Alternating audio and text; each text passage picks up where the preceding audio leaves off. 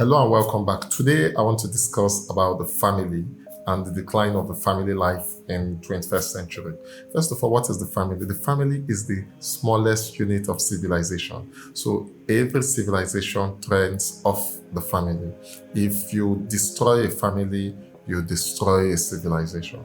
So once you start to break up families, in no time you will succeed in breaking up the civilization of a place without the need for physical conquest or wars or things like that. You can go and start by attacking the thing at the center of the family life, and that is the sexual act. Perversion of the sexual act within a society will lead to the destruction of the family structure and ultimately lead to the destruction of that society. Let's say you live in the 21st century.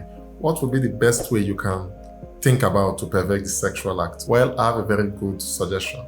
Through pornography. You can insert it into the music, into the movies, into pictures, into arts. And this is where we as a generation are heading to.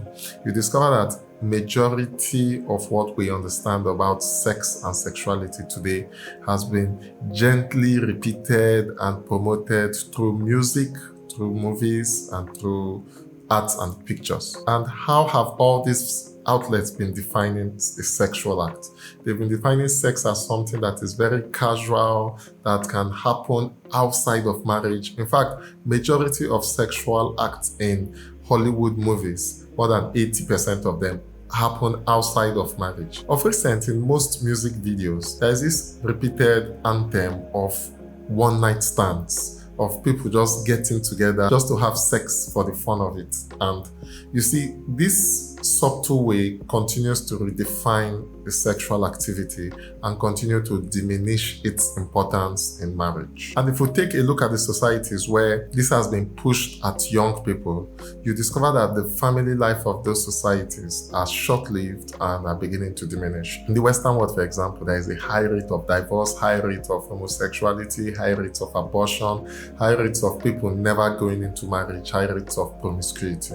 And this is all because of the perversion of the sexual act. And this has led gradually to the disintegration of the society. We can take an example from African American societies in America. The family structure in the society have collapsed almost entirely. A lot of ladies in the society give birth without marriage and without the presence of a father. And this in turn has led to high crime rates, destructive behavior of young people, and a disintegration of the societal norms and values within that state. So the question is, what is the right definition of sex? How do we reclaim it? How do we teach it to young people so as to reclaim our families and to save our society from degenerating? Now, here lies the issue. The truth is that sex cannot be entirely explained. Now, somebody can easily tell you about the physical aspect of cells and interaction of the genitals and all whatnot. The sexual act between two people interacts at such a higher level beyond what words can explain. And that is why sometimes parents find it difficult to just go ahead explaining the sexual act to young people. In human beings, sexual activity requires a certain level of intimacy. Devoid of that intimacy, our sexual activity begins to deteriorate. So at the heart of sexual activity is the highest form of intimacy between two human beings. So we see that the sexual act is a product of intimacy.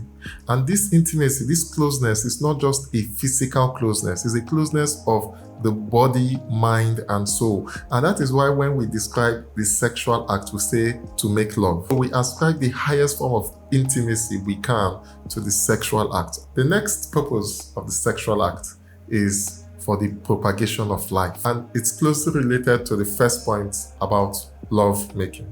We make love, and the product of that love is life.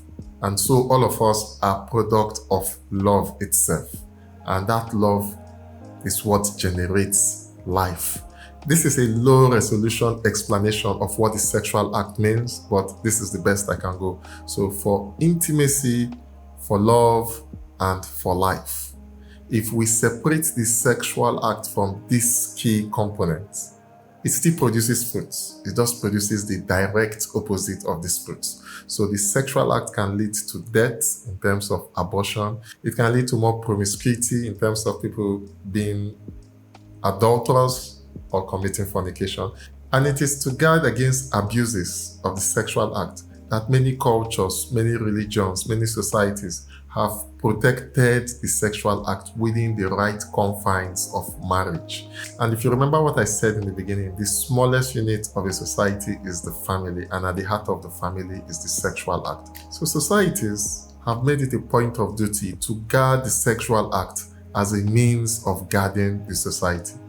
That's until our generation. And today we are looking at the effects of sexual perversion in our societies. Let's take Hollywood or the music industries, for example. You see these people switching partners as if they are pawns in a chess game.